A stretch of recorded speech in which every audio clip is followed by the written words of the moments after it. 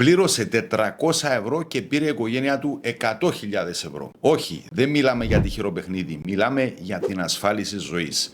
Συχνά με ρωτάτε, πώς γίνεται με τόσα λίγα ασφάλιστρα να πάρω τόσο μεγάλη αποζημίωση? Είναι αλήθεια αυτό? Γίνεται αυτό? Η απάντηση είναι απλή. Συλλογικότητα. Χιλιάδες άνθρωποι πληρώνουν ένα μικρό ποσό κάθε μήνα. Αυτά τα ποσά συγκεντρώνονται σε ένα κοινό ταμείο, από το οποίο πληρώνονται οι λίγες περιπτώσεις που θα χρειαστούν πραγματικά την κάλυψη. Η ασφαλιστική εταιρεία διαχειρίζεται αυτό το ταμείο χρησιμοποιώντας εξελιγμένα μαθηματικά μοντέλα και υπολογίζει τα έξοδα, τις αποζημιώσεις και επενδύει αυτά που μένουν για το μέλλον. Έτσι, ακόμα και αν εσύ πληρώσεις μόνο λίγα ασφαλιστρά, η εταιρεία μπορεί να δώσει σε σένα ή στην οικογένειά σου πολλές χιλιάδες ευρώ αν χρειαστεί. Αυτή είναι και η ουσία της ασφάλισης. Με μια μικρή συνεισφορά κάθε μήνα εξασφαλίζεις οικονομική προστασία πολλών χιλιάδων ευρώ για σένα και την οικογένειά σου. Γιατί το αίσθημα αυτό της σιγουριάς ότι η οικογένεια σου θα είναι προστατευμένη,